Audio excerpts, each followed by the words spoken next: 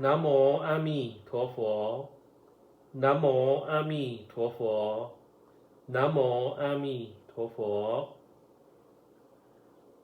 Jing Chen would like to share an article by Master HuiJing, and it is called No Refuge for the Self, Surrendering Entirely to Amitabha's Salvation. As Buddhists, we are called upon to embrace a meat-free diet, honoring the sanctity of life by refraining from taking it. I'm sure you agree that life is invaluable and deserves to be protected. By eating meat, we harm other living beings, either directly or indirectly. A true Buddhist aspires to lead a life of purity, and this extends to our dietary choices. We thus choose a vegetarian diet, avoiding not only meat, but also eggs and dairy products, so as not to harm or exploit other creatures. Our motivation?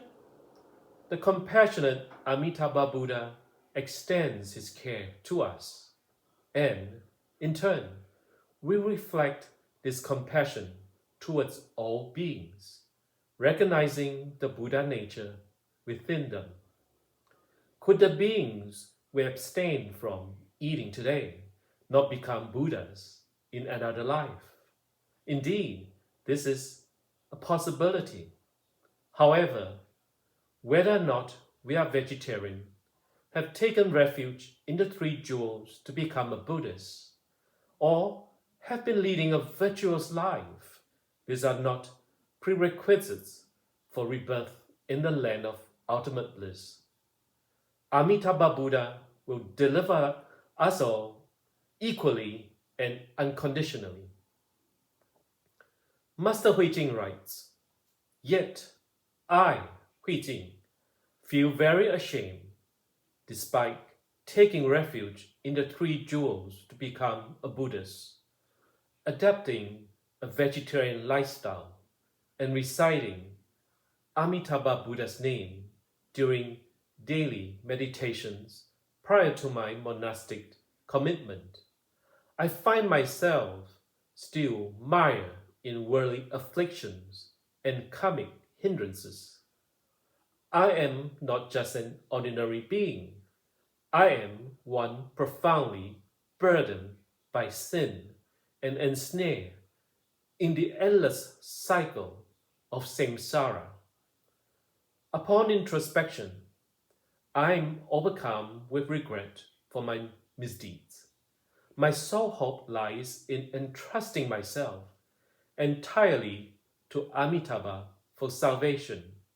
Otherwise, even though blessed with the rare fortune of a human birth, with exposure to the Buddha Dharma, and with a monastic life, I may fail to be reborn in the land of ultimate bliss and attain Buddhahood for the benefit of other sentient beings. Instead, I face the grim prospect of perpetual suffering in the three wretched realms. I constantly remind myself of the Buddha's warnings. A monastic's failure to attain Buddhahood to benefit sentient beings risks repaying benefactors by being reborn as an animal in future lives. And monastics are not exempt from hell. Why do I say this? For over 40 years, my monastic life has been sustained by the generosity of practitioners who have supported me with their hard-earned money. If I do not strive for enlightenment and dedicate myself to the salvation of all beings, how can I possibly repay their kindness? The truth is, I cannot. Even if I were to be reborn as horses and oxen, toiling for them for a countless number of lifetimes. As monastics, our precepts are strict. Indulging in idle fantasies or impure thoughts will lead us to hell. Upon deep introspection, I realized that I haven't lived up to any of these precepts. If I fail to gain rebirth in the land of bliss, a place in hell is all but assured. You may be unaware of my inner turmoil, but I am painfully conscious of it. There's a saying that if we judge people solely by their actions and words, which can be seen and heard, we might find some who appear perfect. But if we set our standards based on thoughts and intentions, which are hidden within the heart, then nobody would be found perfect. It is also said that if we judge by what is visible to others, we still find good and virtuous people in the world. However, if we judge by what is not seen by others, then everyone would be a sinner. These statements act like a mirror, reflecting the true nature of all beings through the Dharma mirror. Therefore, Master Santao says that we are all iniquitous, ordinary beings, subject to endless rebirth.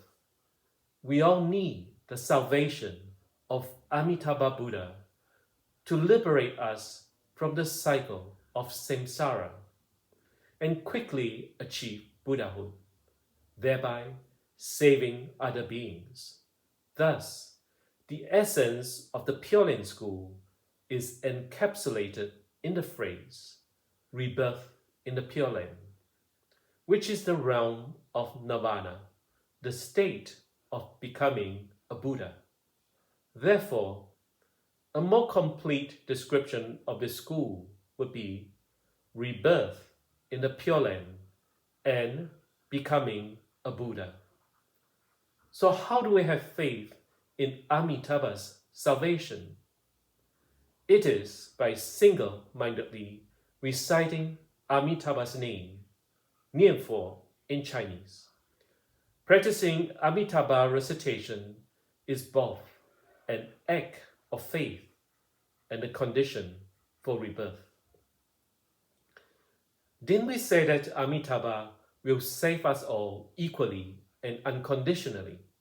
Then, why is there a condition for rebirth? This condition is actually very easy to fulfill because it is simple, straightforward, and achievable by anyone.